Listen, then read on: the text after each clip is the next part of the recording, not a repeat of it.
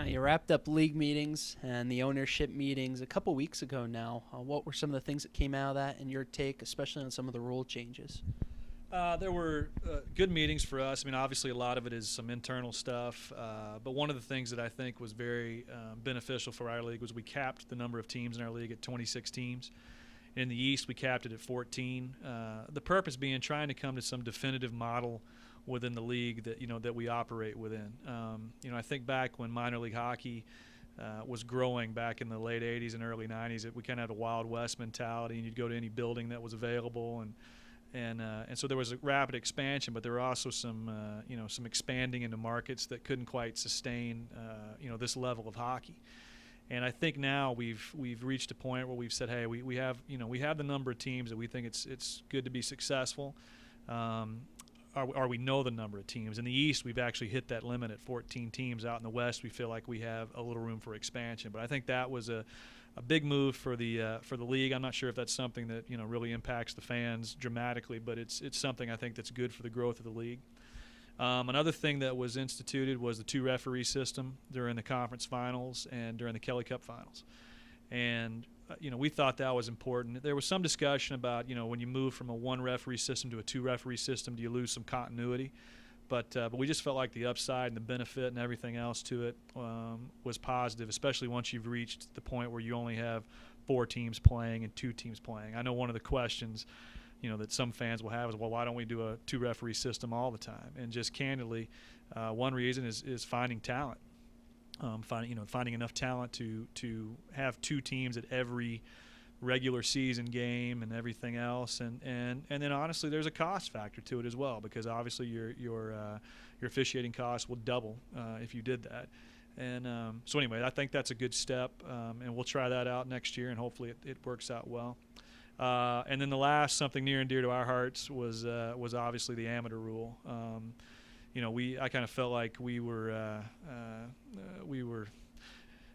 the non-benefactors of I'll call it a loophole, but I thought it was a ruling that should have been made, but there wasn't any definitive language in our league operating rules about it. And so anyway, we fixed that. From now on, if you were an amateur player and you've signed a professional hockey contract with another team, you're a professional.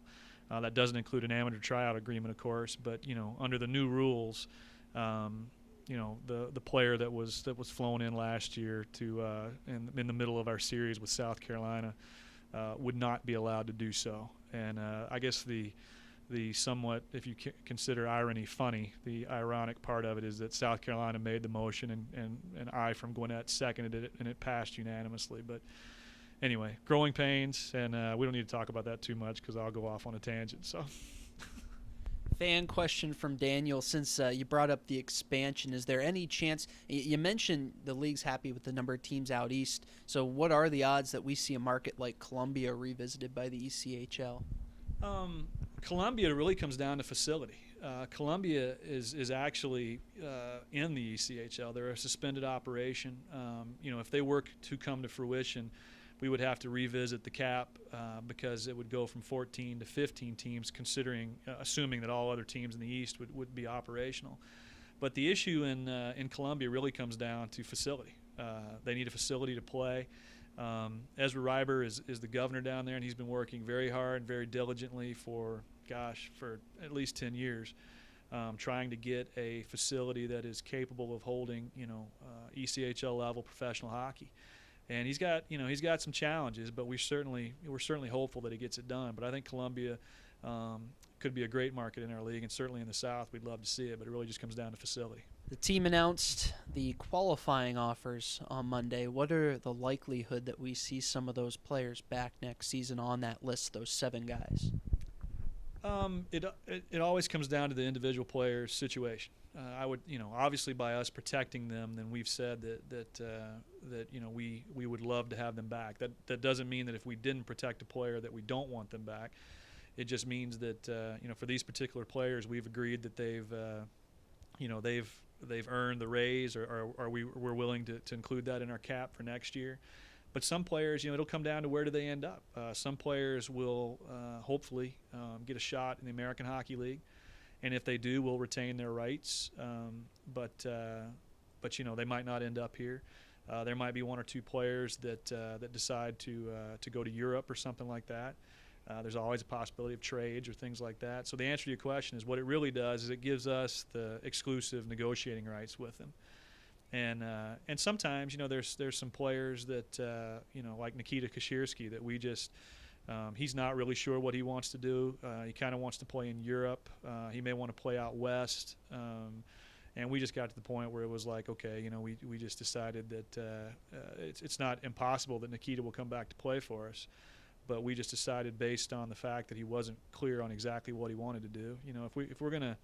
If we're gonna protect somebody, there either needs to be a high benefit for the team from bringing that player back or trading him or his rights or whatever it might be, and candidly, the player wants to come back for sure.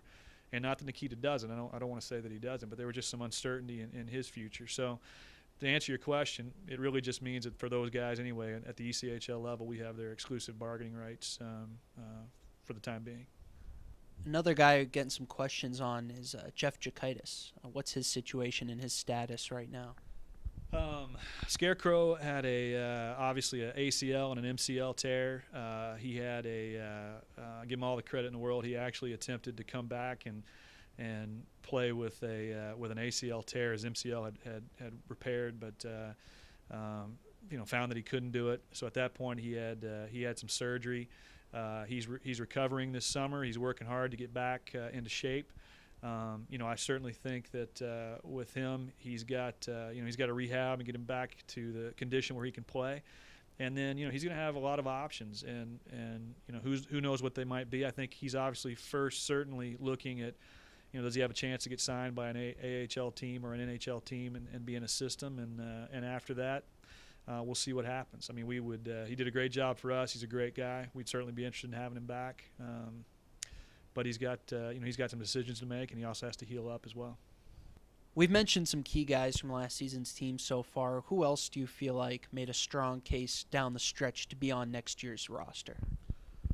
Well, I mean, I think there's several teams. I'm always real hesitant to answer this because I'll, inevitably leave somebody's name off that I didn't mean to. But some guys that come to mind, Tyler Murovich played great for us all year long. I think he was a spark plug for us. He's somebody that we have a lot of respect in. He really respects the organization and has enjoyed being here. I thought Dallas Jackson played tremendously last year. And, I would love to see him back in Gwinnett. I think he has a very good opportunity to get a shot for an American Hockey League team. But I thought he was one of our better players. And I certainly, I think we all enjoyed his passion and the way he played while he was here. Brian Brutlag, we lost him for a little while there at the end of the season. He was called up to Norfolk, and he certainly deserved to go. Again, maybe he gets a shot at the American Hockey League, but he played well down the stretch. Cody Brookwell, probably I thought one of our most improved players from 2 seasons ago to last season, and really enjoyed having him around the locker room. He's maturing every day, and I really think he has a good chance to be back with us. And then, of course, Andy Brandt.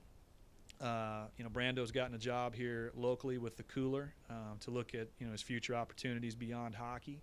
But part of him taking that job was him wanting to play for one more year at least with the Gladiators. We'll see if it goes beyond that. But Brando is a cornerstone with us, and he's probably one of the most well-respected players amongst us and hopefully amongst the fans. I think so that we've had. Joey Haddad, again, probably have a shot in the American Hockey League, but played really well for us, especially at key times. Some late additions who I thought did a really good job. Doug Jones, who I think will certainly get a look from the American Hockey League, but I thought he played really well for us as we went into the playoffs. Unfortunately, he had to finish his school, and rightfully so. But hopefully, if he's back in this league, we'll see him in a Gwinnett uniform. Sean Duddy, I thought, did a great job. And then there's some guys who either will have or have made some tough decisions. Patty Gallivan played great for us, I thought, throughout the year. He's elected to go to England, and it's one of those things that I don't fault the player at all for as they get into their careers and maybe they sense that they're not going to get a chance to play at the next level, that they want to that they want to have a chance to go experience some other things. But I know Patty loved it here, and if he ever does end up back in the ECHL, we'll certainly hope it's with us. Nikita Kashirski we discussed. Paul Flasher did a great job for us last year, team captain. Again, a cornerstone type guy. Flasher has started a local endeavor, training local youth hockey players. I think he hopes to build that into other players as well. But he's also coaching some junior hockey, and I think he's looking to expand his career in that way, and rightfully so. But he's another guy. Will Colbert played great for us. Willer is getting some interest from England, and candidly, I mean, I've even told Willer, because he's a guy that, in England you can you get the opportunity sometimes to earn your master's degree. They pay for it while you play hockey and get paid for doing that. And I've even told him if he gets an offer like that, he's such a smart guy and a good guy, and he should look very hard at doing that. But he played great for us down the stretch as well.